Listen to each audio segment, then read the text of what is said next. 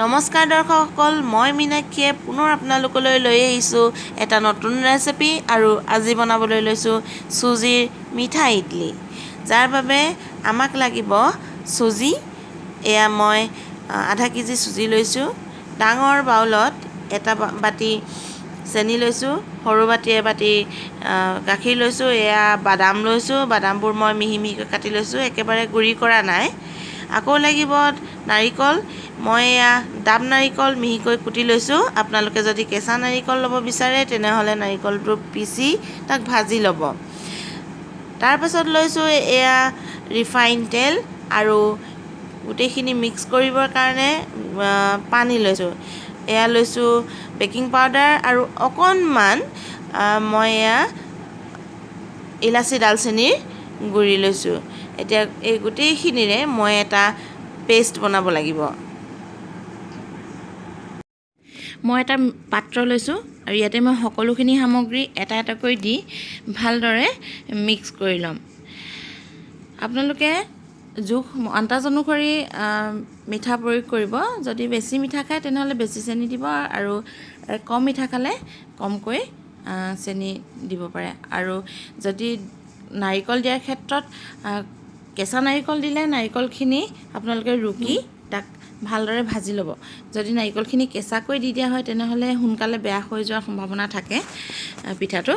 আকৌ আপোনালোকে যদি কনডেক্স মিল্কো ইয়াত দিব বিচাৰে তেনেহ'লে দিব পাৰে। আপোনালোকৰ ওচৰত যদি কনডেক্স মিল্ক থাকে তেনেহ'লে কনডেক্স মিল্কো ইয়াত দিব পাৰে। ভালদৰে মিশ্ৰণটো হোৱাৰ পিছত আমি ইয়াত পানী দিছোঁ। পানীও আপোনালোকে কমকৈ দি মিশ্ৰণটো প্ৰস্তুত কৰিব। একেবাৰতে সৰহ পানী দি নিদিব, কিয়নো আমি ইয়াত তেলো এড কৰিব লাগিব, তেলো যোগ দিব লাগিব।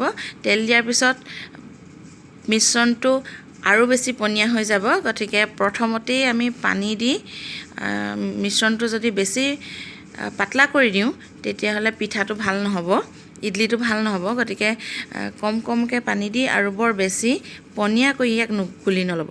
মিশ্ৰণটো আমি অলপ সময় ভালদৰে ফেটি ল'ব লাগিব, তেতিয়াহে সকলোবোৰ সামগ্ৰী মিক্স হৈ যাব ভালদৰে আৰু লগতে চেনিখিনিও গোল খাই যাব। ইডলিটো সাধাৰণতে নিমখীয়া হয়, কিন্তু আমি ইয়াত চেনি দি বনাবলৈ লৈছোঁ, মিঠা ইডলি বনাবলৈ লৈছোঁ। গতিকে আপোনালোকেও ঘৰত এনেদৰে মিঠা ইডলি বনাই খাই চাবচোন কেনে লাগে, কিন্তু কমেণ্ট বক্সত জনাবলৈ নাপাহৰিব। মই ইডলি বনাবলৈ এটা ইডলি কুকাৰ ব্যৱহাৰ কৰিছোঁ। আপোনালোকে ঘৰত সদায় ব্যৱহাৰ কৰি থকা কুকাৰটোৱেও ইডলি বনাব পাৰিব। দুয়োটাতে ইডলি বনোৱাৰ প্ৰক্ৰিয়া প্ৰায় একেই। আমি প্ৰথমতে ইডলি কুকাৰটোত পানী দি ল'ব লাগিব। মই প্ৰায় ডাঙৰ কাপেৰে একাপ পানী ব্যৱহাৰ কৰিছোঁ। এতিয়া ইডলি প্লেটবোৰত অলপকৈ ইডলি বনাবৰ বাবে প্ৰস্তুত কৰি থোৱা পেষ্টবোৰ দি ল'ম। ইয়াতে এটা কথা আপোনালোকে মনত ৰাখিব যে ইডলি প্লেটবোৰত অকণমান তেল সানি ল'ব, ৰিফাইন তেল নতুবা ঘিউ সানি ল'ব। তেতিয়া ইডলিটো পাছত এৰুৱাবলৈ সুবিধা হয়, ই প্লেটত লাগি নধৰে। এতিয়া খুব সাৱধানেৰে ইডলি ষ্টেণ্ডটো আমি কুকাৰটোত ভৰাই দিব লাগিব আৰু ইয়াৰ সাঁফৰখনো আমি ভালদৰে লগাই দিব লাগিব। যদি প্ৰেছাৰ কুকাৰ ব্যৱহাৰ কৰা হয় তেনেহ'লে সাঁফৰখন এনেই ওপৰতে থৈ দিলেই হ'ব। এয়া মই ইডলি কুকাৰটো তুলি দিছোঁ। মই ইণ্ডাকশ্যন ব্যৱহাৰ কৰিছোঁ। আপোনালোকে গেছ ষ্টভো ব্যৱহাৰ কৰিব পাৰিব, কিন্তু গেছ ষ্টভ ব্যৱহাৰ কৰিলে পানীখিনি উতল হোৱাৰ পাছত জুইৰ ফ্লেমটো ল' কৰি দিব আৰু ইয়াক আমি প্ৰায় 10 মিনিট সময়ৰ বাবে সিজিবলৈ দিম। 10 মিনিটৰ পাছত ইডলি কুকাৰটো নমাই মই অলপ ঠাণ্ডা হ'বলৈ দিম। আহকচোন দৰ্শকসকল, আমাৰ ইডলিনো কেনে হৈছে চাওঁ।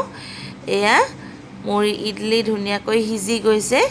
আমি ইডলিৰ ষ্টেণ্ডটো প্ৰথমতে বাহিৰলৈ উলিয়াই লওঁ।